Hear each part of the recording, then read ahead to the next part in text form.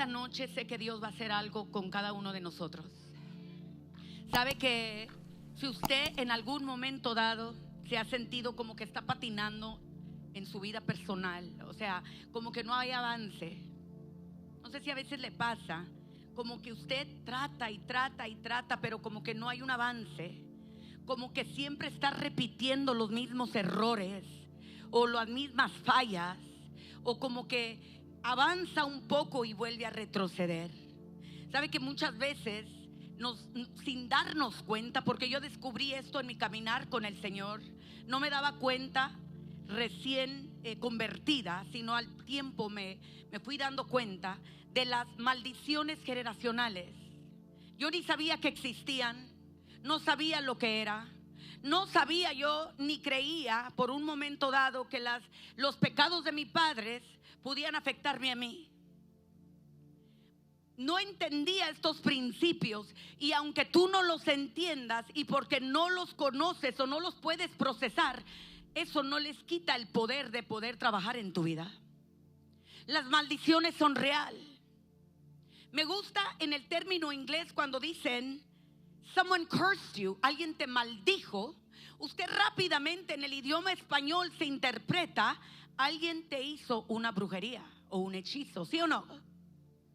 En inglés así es.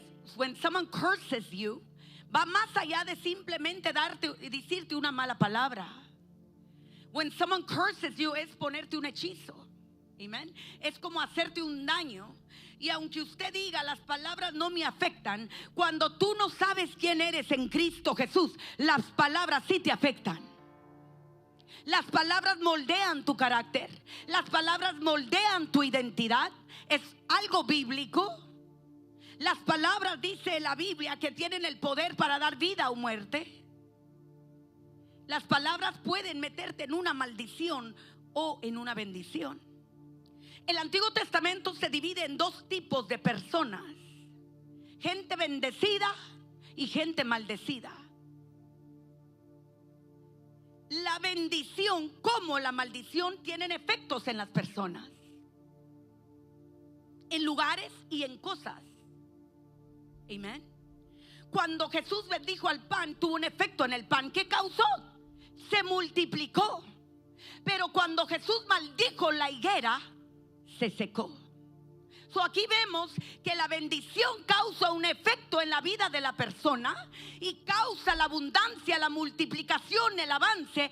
Cuando una maldición te puede llevar al estancamiento, a la sequedad y siempre vivir patinando en el mismo lugar. Usted trabaja y trabaja y trabaja y como que nada sucede. Puede ser que usted esté bajo una maldición generacional, y de eso voy a hablar primero. Pero hoy en este día yo sé que en el nombre de Cristo Jesús, al cual le servimos, todo altar de maldición, toda maldición generacional, toda palabra que ha sido lanzada en contra de ti, se va a anular y va a quedar destruida por el poder del Cordero y la sangre derramada en la cruz. ¿Cuánto lo cree? Amén, yo lo creo. Mientras que yo estudiaba esta palabra, esto me empoderaba. Hay tres tipos de maldiciones en la Biblia. Escuche bien esto. La maldición generacional, que también se le conoce como la iniquidad, que se traspasa por la línea sanguínea. También se le puede decir un ciclo de maldición que heredamos de nuestros padres. Amén. La maldición decretada por palabras. Hay palabras que son decretadas, que quizás tus padres nunca te dijeron una mala palabra, pero alguien sí, o una persona en autoridad, y te marcaron. Hay maldición generacional que se transmite por nuestros ancestros que ni quizás has identificado. Maldiciones decretadas sobre ti. Y una maldición que puede venir por causa de la desobediencia a Papá Dios. Amén. Si nosotros leemos Deuteronomio 29, ahí vemos dos diferentes cosas. Si tú obedeces mi voz y pones esto que yo te he dicho ahora por práctica, la bendición, y dice tus graneros serán llenos, ¿sí o no? Pero dice, pero si tú desobedeces la voz de Dios y tú vas en contra, ¿qué pasa? Caerás en maldición.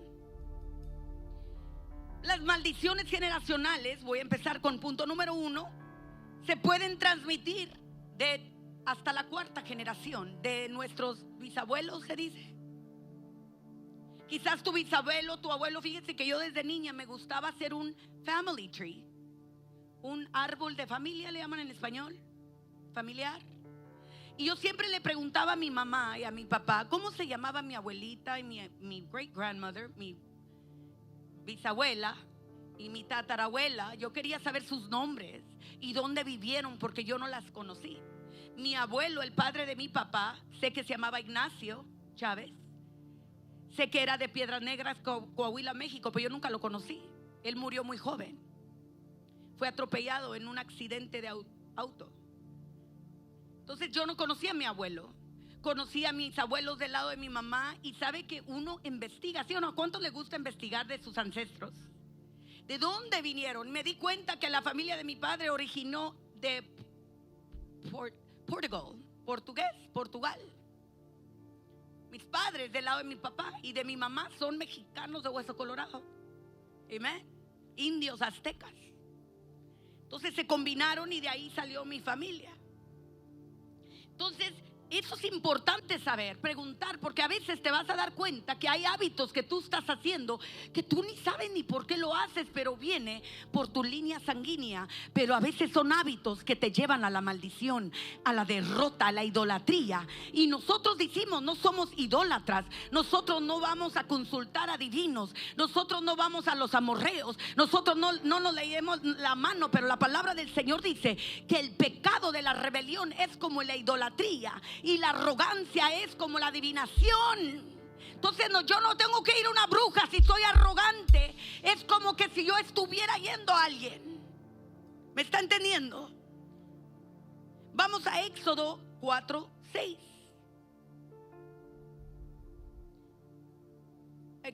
Éxodo 20 del 4 al 6. Pónganlo en la pantalla, por favor.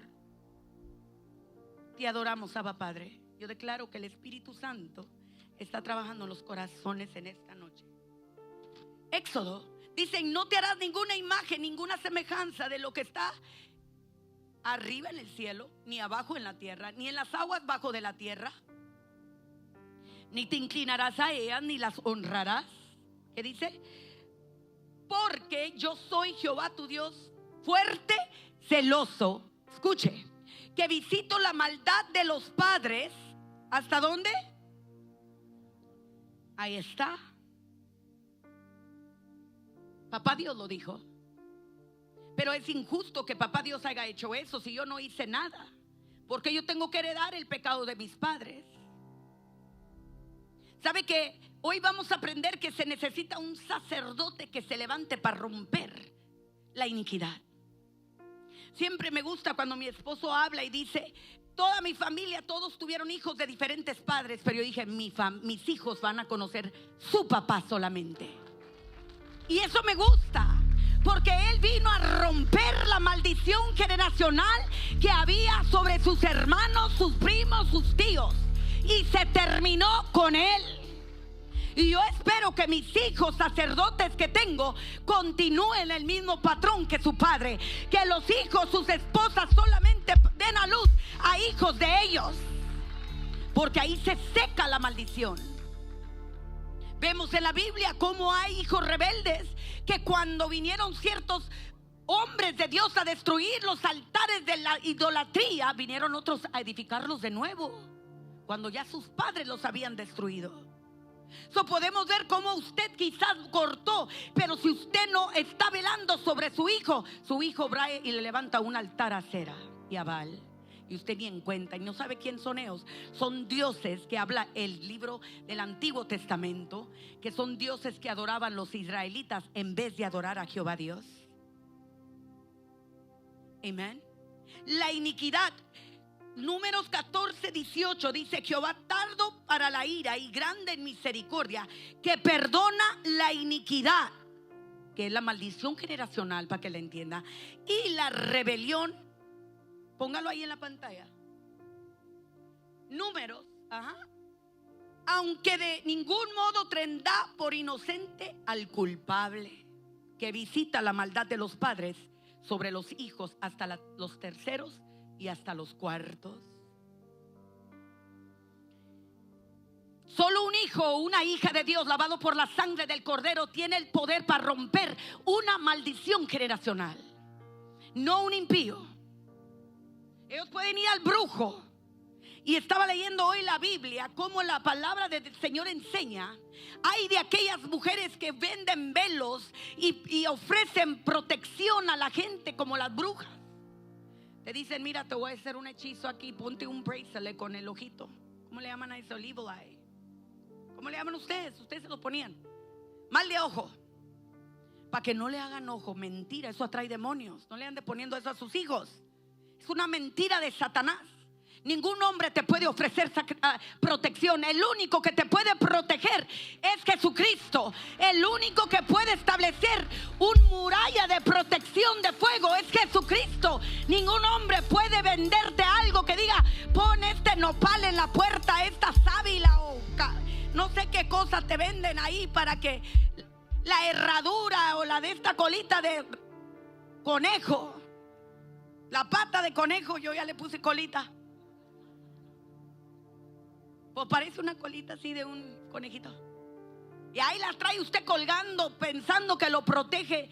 Eso atrae demonios. El único que te puede proteger es Jesucristo.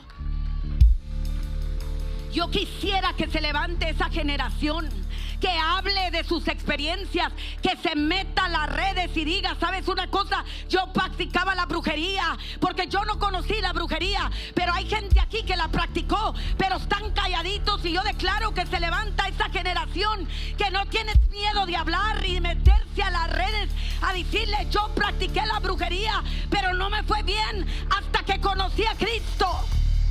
Se tiene que levantar la voz profética. Gente que no tiene vergüenza. Vemos en Abraham, mire, Abraham operó en iniquidad. El hombre de la fe, Abraham, el hombre de la fe que usted conoce, que tanto lo admiramos, ¿verdad? Mire lo que hizo. Abraham mintió al rey Abimelech en el capítulo 20 del libro de Génesis. Le mintió al rey y le dijo: esta no es mi esposa, es mi hermana.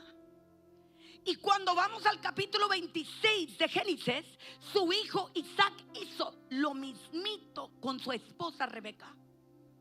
Mentirosos. Mintió el papá, mintió el hijo. Jacob mintió. Jacob era nieto de Abraham.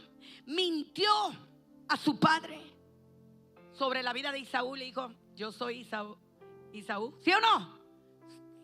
Third generation, tercera generación.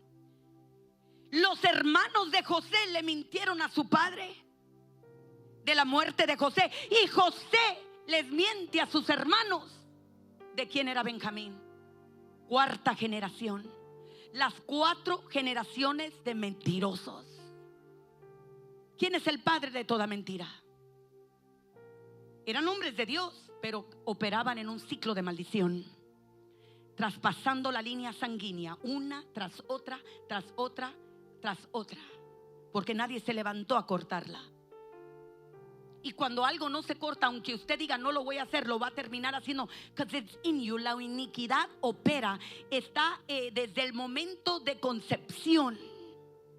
Por eso usted puede ver que aunque usted diga, hay gente jovencita que yo he conocido que sus ancestros practicaron la brujería, y estas niñas están inclinadas a lo supernatural, le llaman ahora los jóvenes, porque nosotros le llamamos lo sobrenatural a lo de Dios, ¿verdad? Métase a TikTok y busque sobrenatural y va a encontrar millones de brujas. Las brujas, los brujos, los adivinos usan los mismos términos de nosotros los cristianos para confundir la juventud que no sabe Biblia. Y usted pensando: oh, los supernatural sí, de Satanás. Y entonces este joven o esta jovencita tiene una inclinación hacia la astrología, la lectura de las manos, y dices: ¿de dónde mi hija sacó con esto? O a la droga. Pero no te has puesto a hacer un mapeo de tu familia, un estudio de tu árbol familiar. Estúdielo, pregunte, amado. Yo me di cuenta en el lado de mis abuelas, mi abuela del lado de mi mamá, que ella era cristiana evangélica porque mi bisabuela fue la primer cristiana, mi abuela, mi bisabuela, que se convirtió al evangelio. Pero su hija Ramona Castillo practicaba la brujería, del evangelio a bruja, y murió bien joven porque alguien le hizo un hechizo y nunca quiso reconciliarse hasta el punto antes de morir. Y yo veo mis tías y veo toda la familia de mi mamá, todas según son soñadoras, pero están torcidas. Porque hasta que no llega el reino a tu vida y tú te paras en la brecha a romper con la maldición, lo vas a seguir trabajando y ni te das cuenta. No te das cuenta que lo estás trabajando. No te das cuenta que la pobreza en que estás no viene de ti, porque tú eres trabajador, tú eres ordenado. Viene de algo más allá que tienes que cortar. El deseo al alcohol, el deseo a las drogas, la rebelión que está dentro de ti, la arrogancia que está dentro de ti. Eso se tiene que cortar. Amén. Dios, ¿de dónde? Yo a veces veo gente pobre, pero arrogante hasta más no poder. Chocante, le digo al pastor, yo no sé qué le pasa a la gente. No pueden agarrar $10 porque ya se creen la última Coca-Cola del desierto. ¿De dónde viene eso? Tú no lo aprendiste de tu papá quizás, pero quizás viene de tu abuelo o de tu abuela. La iniquidad está en la sangre. Sus padres se divorciaron. ¿Sabe que cuando los padres se divorcian, los hijos corren 80% de divorciarse en un futuro? Por eso él busca divorciarte a ti, porque tarde o temprano tu descendencia va a ser lo mismo. Porque dijeron, si mis padres lo hicieron, ¿por qué yo no? ¿Sabe que hubo un momento donde yo me quise divorciar, pero el hecho de que mis padres siempre se mantuvieron así, eso me mantuvo en pie en mi matrimonio? Sí, afecta la forma en que tú piensas. Por eso usted tiene que luchar por su matrimonio. Las enfermedades se transmiten. Esto es científicamente comprobado. Porque eso, cuando usted va al médico, ¿qué le pregunta al médico? Un historial de su familia. ¿Tu mamá tiene problemas cardíacos? No. ¿Tu papá cáncer, murió? Ahí le preguntan de todo, ¿sí o no? Mire, cuando yo voy y me preguntan, yo le pongo no, así hayan muerto, lo que hayan muerto, yo soy libre de toda maldición de mis padres, de mis abuelos. Si mi abuela murió de eso, yo no voy a morir de eso. Si mi padre murió de cáncer, yo no voy a morir de cáncer. Yo digo, yo cancelo con toda maldición generacional. Yo no le pongo que sí, yo digo, diablo mentiroso. Al yo ponerle que sí, estoy admitiendo lo que mis padres cargaban para mí. Yo le digo, no.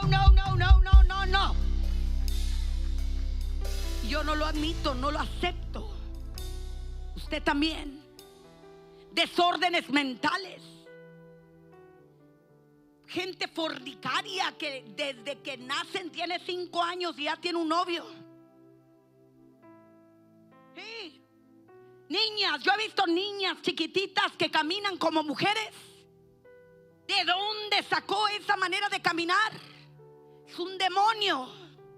Un día aquí en el templo, aquí parada, yo vi a una niña, estaban las niñas danzando. Y cuando yo venía de allá para acá, una niña danzando como serpiente. Y yo le dije, ¡ey, párele! ¿Dónde está su mamá? Las danzarinas no se mueven así. ¿Quién le enseñó a esa niña a moverse así? Ya lo trae en la sangre. Una niña chiquita. Son maldiciones. ¿Y quién de ustedes, en esta noche dice, yo me levanto a cortar? Yo me levanto a cortar la maldición por mis hijos. Yo me levanto a cortar la maldición por mis nietos. Yo me levanto a cortar la maldición por mis bisnietos. Yo me levanto y me paro en la brecha como sacerdote del Dios Altísimo a terminar con toda maldición de mis padres. Tiene que haber alguien. Tiene que haber alguien que se canse y diga, basta ya. Esto no va a pasar a mis hijos. Amén. La iniquidad, el primero que le surgió la iniquidad, sabemos bíblicamente, según el libro de Ezequiel capítulo 28, es Satanás. Satanás le surgió la iniquidad y por eso fue botado del cielo. Porque la iniquidad se transmite y lo podemos ver cómo sedujo a la tercera parte de los ángeles. Se transmite, se pega. Amén. Número 2, la maldición también puede ser por decretos. Alguien te puede maldecir, puede hacer un hechizo en contra de ti.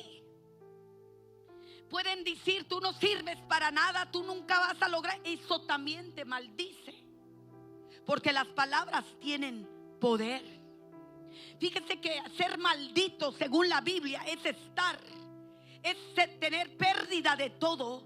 No vivir bendecido, ser de lo más bajo. Una persona maldecida es una persona que tiene pérdida de todo. Pero como pastora, si yo conozco gente que tienen cosas, estoy hablando en el ámbito espiritual. A veces la gente se confunde porque dice: pero él que es pagano tiene cosas, pero eso no quiere decir que está bendecido. Cuando él muera, ¿a dónde irá su alma? ¿Me está entendiendo? La maldición, según el diccionario, es una condena, un conjuro o un deseo de mal hacia una persona. Es una acción que puede denotar enojo, envidia, agresión hacia alguien, hacerle algo a alguien con palabras, con acciones que expresan el odio que buscan para dañar a otros. Y se origina en el corazón, rencores, envidias y otros malos deseos. Es todo opuesto a la bendición cuando alguien desea el bien hacia otra persona. Cuando alguien te maldice, te desea lo peor, te desea que te vaya mal, te desea el desastre, te desea que estés en lo más bajo de tu vida. Amén. En la Biblia, el efecto de estar bajo una maldición es como una carga espiritual. La presencia o algo fuerte que sientes encima, que te persigue, está encima de ti. Puedes sentir opresión mental y por ende tiene consecuencias negativas en la persona. ¿Alguna vez ustedes han estado atormentados por una situación que está pasando? Un problema. Sea honesto. Aquí somos la iglesia real. Aquí somos cristianos, pero no son perfectos. Amén. Yo sí. Yo he estado bajo opresiones mentales donde no puedo ni pensar claramente porque el enemigo está oprimiendo mi mente. Y sé que es Satanás. Y hay guerras a guerras. Yo he tenido guerras en la mente que, wow, a veces quiero salir corriendo porque la opresión, cómo oprime el enemigo la mente. Así es una maldición. Yo siempre le platico a la maestra Nancy: yo siento que están murmurando la congregación. ¿Sí o no? Yo siento la murmuración cuando murmuran del pastor y de mí. La siento aquí. Siento una carga tan pesada cuando empieza. Yo no estoy con usted, es como que yo lo oyera. Y la carga está pesada y la opresión mental empieza. Y déjeme aclararle algo y lo quiero liberar en esta noche. La murmuración es como la música de Satanás. Cuando estamos murmurando y pasa algo en la iglesia y agarran un problema de una pareja y lo magnifican y todo mundo está murmurando, ¿usted quiere oír la adoración al enemigo? Esa es la murmuración. Cuando la iglesia está murmurando, Satanás le sube la radio. Así los quiero. Y hoy se va a destruir todo altar de murmuración, porque eso es una de las cosas que Dios me habló.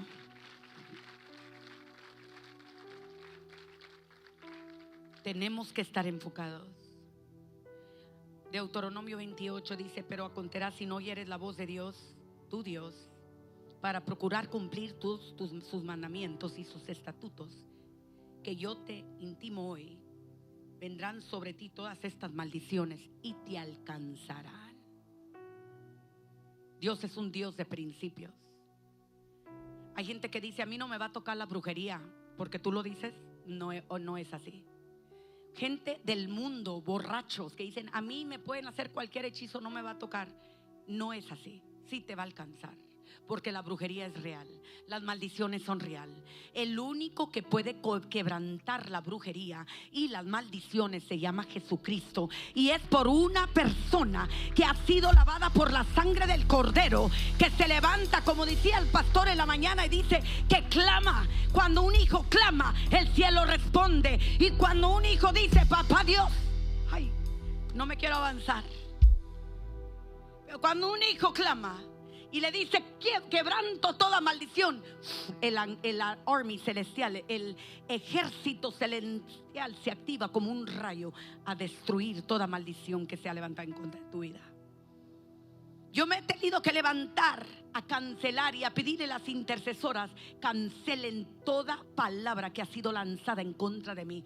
Porque si usted me conoce, usted lee los comentarios cómo me maldice gente. Pues yo digo: ninguna maldición me toca, porque no me van a callar. Voy a seguir predicando a Cristo. Voy a seguir predicando a Cristo. Tú búrlate, haz lo que tú quieras. Voy a seguir predicando a Cristo hasta que se reviente Satanás. Pero tengo que cubrirme, porque yo sé que esas palabras son saetas. Son saetas lanzadas de lejos. Y si yo no estoy cubierta y no sé en quién estoy parada, ha habido momentos de mi vida que esas palabras escritas me han quebrantado, porque tienen poder. Amén. Tenemos que destruir todo altar de maldición. Pero ¿qué es un altar? Aquí vemos un altar. Y por eso todos los que están ahí, yo soy de la vieja guardia y siempre lo seré. Que aunque me liberé de la religiosidad, yo soy de la vieja guardia. Y el altar se respeta. En el altar no se masca chicle. El altar no es que sea diferente a esto, no. Es que el altar ha sido dedicado para Jehová. Todo altar, escúcheme, todo altar, sea para un brujo, sea para un demonio o sea para el Dios verdadero, es dedicado. Y cuando un altar es dedicado, nadie, mire, usted va a los chinos ahí que tienen su altar al Buda, trate de agarrarle una manzana ahí a ver qué le hacen, porque le ponen fruta ahí como que se las va a comer el viejo ese demonio. Yo una vez andaba haciéndome las uñas y tenía una manzanita y qué rica. Que si la tocas es un insulto, porque es un altar. Y fue dedicado una cosita así, pero es un altar a un dios pagano, pero está consagrado aún en lo ocultismo. Tú no tocas eso. Los mexicanos han de saber esto perfectamente, porque el día de los muertos le hacen altar a los muertos. ¡Wow! Cierran toda una calle.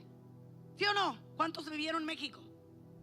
Yo he visto en esto de social media, digo, wow, y flores, y invierten miles de dólares para celebrar el Día de los Muertos, y hacen un altares hermosísimos para los muertos. Este altar se respeta, porque este es un altar donde se predica la palabra de Dios. Y el que no tiene reverencia, ya él con Dios.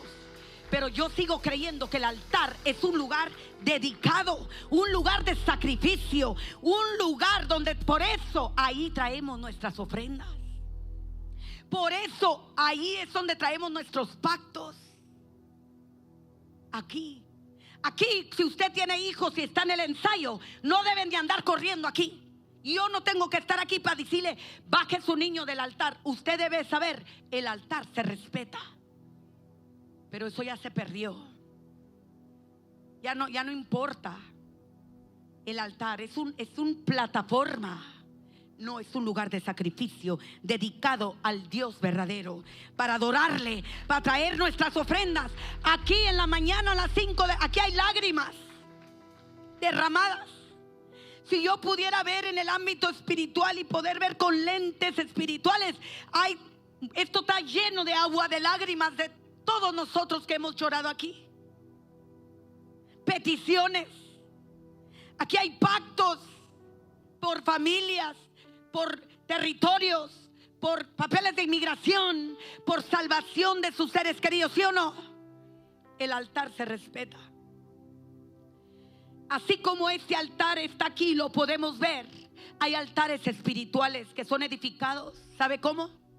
Con palabras y con acciones. Los altares son portales que se abren cuando nosotros estamos aquí, como en la mañana que había una presencia poderosa. Había el altar, es como si pudiéramos ver en el ámbito espiritual lo que pasa. Use su imaginación. La imaginación fue dada por Dios para ver lo sobrenatural, lo que no ha subido al corazón del hombre. Y mientras que el pastor ministraba y los líderes, yo podía ver el portal abierto del cielo, como allá en Betel fue, donde estaba la escalera. Y ángeles bajaban y ángeles subían. Esta casa, Nueva Esperanza, es portal abierto. Es una casa de cielos abiertos, donde los ángeles descienden, donde los ángeles suben, donde los ángeles traen revelación, donde la presencia de Dios, el cielo, se conecta con la tierra. ¿Cuántos dicen amén? Créalo. Por eso cuando las danzarinas danzan, tienen que entender eso también. Estamos danzando en la presencia de papá aquí. Pero los altares, también hay altares espirituales. Y esos altares espirituales son portales, puntos de entrada al ámbito espiritual. Los brujos conocen este concepto, yo creo que mejor que usted. Por eso ellos, donde van a practicar su hechizo, tienen un altar. Los tienen en sus hogares, literales. Tienen su Virgen de Guadalupe con velas, toda la cosa, dinero les ponen, yo no sé qué otras cosas. Yo no conocí esas religiones, pero las he visto en fotos. Pero hay también altares espirituales que quizás digas tú: yo no tengo un altar en mi casa, pastora. Y cuando nosotros hablamos y decimos levante un altar de adoración, no estoy hablando que vaya y ponga una foto de Jesús y se incline ahí, porque nosotros necesitamos imágenes para adorar. Nosotros le servimos al Dios invisible, al Dios invisible. Yo no necesito, como dijiste tú un día, pastor, que tu mamá tenía 4 Jesús en su casa y uno era negro, uno era blanco y uno era latino, y que a él agarró las 3 fotos. Le digo a mamá: dígame a cuál de los 3 es Jesús. Y todos se miraban diferentes. Yo no necesito una foto de esa. Yo sé que Cristo vive. Y aunque no lo pueda ver, Él está aquí. Aunque no lo puedas sentir, Él está contigo. Tú no necesitas una estampa de Cristo y de la Virgen de Guadalupe. Para eso usamos la fe. El altar es un lugar de intercambio. Aquí es donde se pactan los matrimonios hasta la muerte, ¿eh? ¿Cuántos se han casado aquí? Aquí no divorciamos gente. Yo por eso, cuidado, yo le digo al pastor, yo no casaría a cualquier persona. No. Si usted no tomó clases de matrimonio y yo no lo voy a casar. Jamás, nunca en mi vida. Yo no participo de su pecado. ¿Para qué? ¿Para que en un año se esté divorciando y Dios me diga: ¿y para qué los casabas si ya sabías tú que se iban a divorciar? No. Si usted se va a casar, si usted va a pactar aquí, sépase que este es un lugar de pactos. ¿Cómo dice la canción? En el altar te conocí. ¿Cómo va? ¿Ustedes románticos? ¿Con Jesús? Quédese ahí en el altar, quédese casado. Y pase lo que pase. Es un lugar de intercambio. Un lugar donde usted le trae su pacto a Dios y Él, como decía pastor en la mañana, tú pactas conmigo, tú entras conmigo a la guerra, yo me comprometo contigo. Son intercambio, un Dios de la reciprocidad. Tú me das, yo te doy. Tú te inviertes en mí, yo me invierto en ti. Tú haces pacto conmigo, yo hago pacto contigo. Cuando fuimos a hablar con el apóstol, me acuerdo que mi esposo dijo, él me pregunta a mí una palabra, le dije: mire, apóstol, yo sigo con el que estoy pactada. Tengo 2 pactos en mi vida, con Cristo y con mi amado. Lo que Él diga, ahí voy. Porque hay un pacto donde Él va, yo voy. Donde yo voy, Él va. Él me apoya a mí, yo lo apoyo a Él. Estamos pactados hasta la muerte. Amén. Antes no lo entendíamos, pero entendemos ahora, después casi 30 años, que fue un propósito de Dios que yo lo haya conocido a Él a los 16 años. Fue propósito de Dios. Y ahora nadie nos podrá separar. ¿Sabe por qué? Porque hemos entendido el pacto que se hizo. Amén. Y eso es para siempre. Sacrificio. El sacrificio cuando usted viene para acá. Por eso cuando oramos tenemos que no orar en las sillas de la mañana. Venga al altar. Traiga sus lágrimas al altar. No pierda la sensibilidad de el significado de este lugar sagrado. El altar es un lugar espiritual donde se conecta el cielo con la tierra. Amén. Es donde se llevan las promesas, los pactos, nuestras ofrendas, nos casamos. ¿Dónde dedicamos a los niños? En el altar. ¿Dónde liberamos a la gente? En el altar. Efesios 6:12 dice: porque no tenemos lucha contra carne ni sangre, sino contra potestades, principados. Amén. Vamos hasta la última parte donde dice: contra huestes de maldad en las regiones celestes. Esas regiones celestes, ahí celestes, es lugares altos. ¿Sabía usted que todo altar siempre era en un lugar más alto que lo demás? Si usted puede ver, esto es más alto que donde estoy yo. Porque los altares siempre van en un lugar alto. El mundo pagano lo conoce. En la Biblia vemos donde quiera que había brujos, donde quiera que había hechiceros, ponían los altares en los lugares altos. Los indios nativos de las naciones conocían este concepto. Sus altares eran altos. ¿Por qué? Para que la gente mirara. Amén. Para que ellos pudieran ver los sacrificios humanos que estaban haciendo. Las regiones celestes es un lugar donde usted levanta sus ojos hacia arriba. Nunca vas a encontrar un altar en un lugar más bajo. Siempre es donde la gente se inclina y el lugar está más arriba. ¿Me está entendiendo? Tus palabras tienen poder para destruir un altar o edificarlo. Proverbios 18. Ay, Señor, se me borró aquí. 20, yo creo que es. El fruto de la boca del hombre se llena. Proverbios 18. Del fruto de la boca del hombre se llenará su vientre. Se saciará del producto ¿de qué? Proverbios 6:2 dice: te has lanzado, enlazado, te has atado con tus propias palabras y has quedado preso con los dichos de tu boca. Cuidado con lo que habla. ¿Cuántos a veces han hablado de más?